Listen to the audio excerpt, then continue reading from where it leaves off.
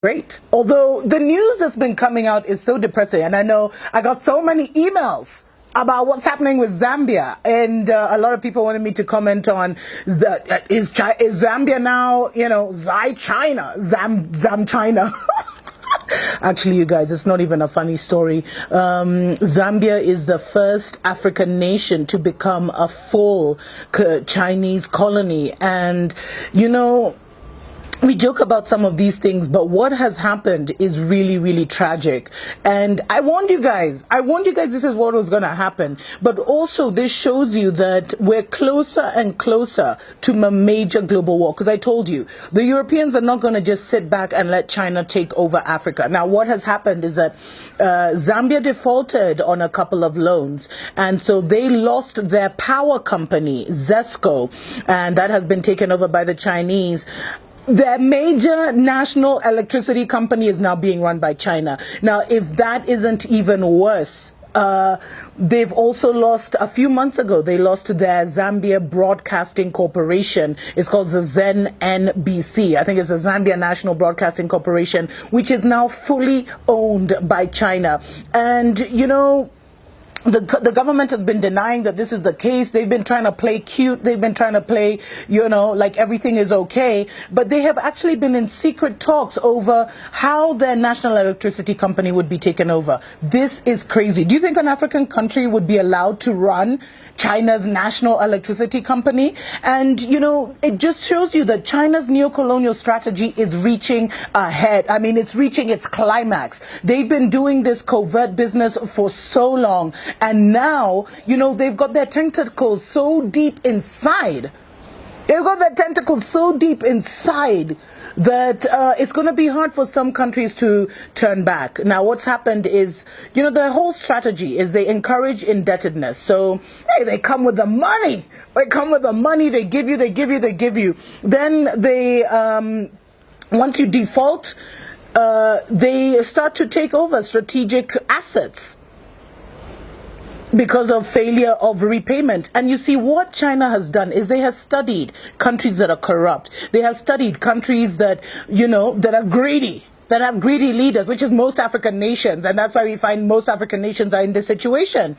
And then they kind of have this, their long-term outcome is the effective ownership of commanding heights of the economy. Remember, I did that thing on the Seven Mountains Prophecy, health, economy, etc., media, entertainment. So they come in, they give you a deal you can't refuse. They pour that money on you. They pour that money on you. They pour that money on you. And then all of a sudden, they come collecting. And they're very vicious when they start collecting. And you know what? Even the Chinese government, they know they actually have a problem in Zambia and other nations. But you know what they said? They were just like, us, we're protecting the Chinese. If your people cannot negotiate for you, if Zambians cannot look, if the Zambian government and the Zambian politicians cannot look after the interests of Zambia, that's not our fault. But this is not going to be possible. And you know what? I was doing deeper research into this matter, and it gets even worse. Now, Zambia's president was actually in China last week for the China-Africa summit, and I'll talk in the future about the $61 billion or $60 billion that the Chinese government allegedly gave to Africa with no strings. There ain't no free lunch. Come on, guys. There ain't no free lunch. And one of the biggest problems with all these deals that China has signed with African governments is we don't know what they've done. We don't know what they've signed away. We don't know the kind of agreements they've made, because all of them were done hush-hush and behind the scenes. So all we're being told in Africa and in China is, oh, China's giving Africa money. Oh, you're getting money. Oh, they're funding this. Oh, they're funding that. Oh, they're funding infrastructure projects. But we're not told, okay, the debt repayment is this percentage, and if you fail to pay this percentage, you're going to be in trouble. We're not told that. We're not told what concessions have been made. In fact, I know this is not about Kenya. Sorry, guys, I'm a bit obsessive about Kenya. But I've been told Kenya, they built this crappy railway line, and if we don't pay, they're going to get one of our ports in Mombasa.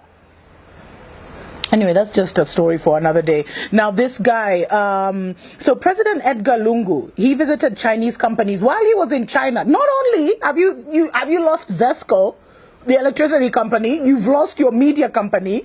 He actually had the nerve Some of these guys, man. He actually had the nerve to go visiting Chinese companies, and he received a grant of a further $30 million for the Lusaka East Multi-Facility Economic Zone Electrification Project, whatever that means.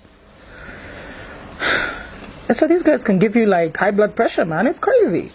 And so President Edgar Lungu, he came to power basically Zambia signed an $8 billion, when he came to power, Zambia signed an $8 billion Chinese loans in financing. Now, over $5 billion of this hasn't been added to the total. Now, that's what Zambia is claiming. They're claiming they haven't received $5 billion, or they haven't been able to account for $5 billion of the $8 billion. Although China says it was dispersed, it was released. And get this, the finance ministry doesn't even have the manpower to police and monitor and disburse the funds.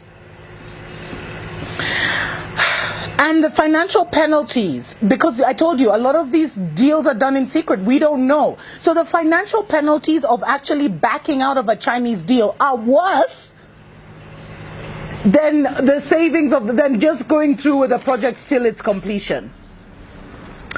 So a lot of contracts have been signed in secret. It's a problem. We don't know what our governments have done. And that's why I am telling you, in the next few years, because, you know, the next election for Zambia is, I think, 2020, somewhere there.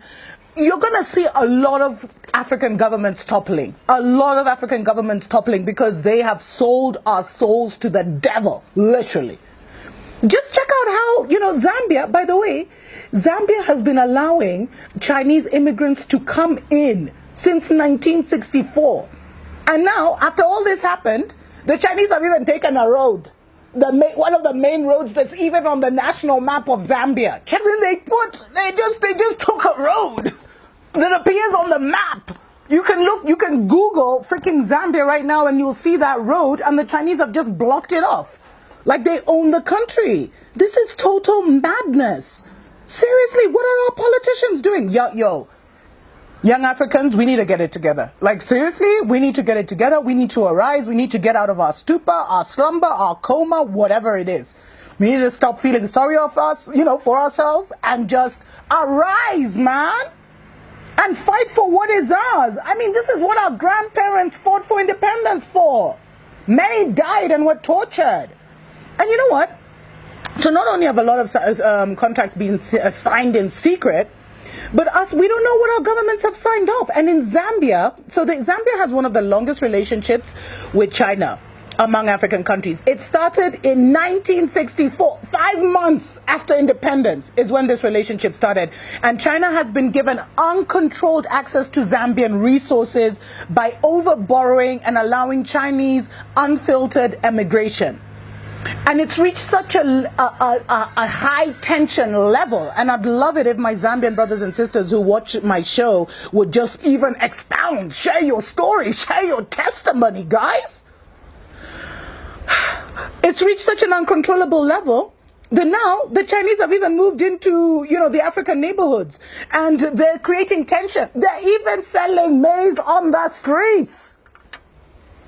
So here in Africa, you know, we have guys like, so when you're stuck in traffic and stuff in the major cities, guys will be selling everything from aprons to knickers, you know, undies, to handkerchiefs, to water, to crisps.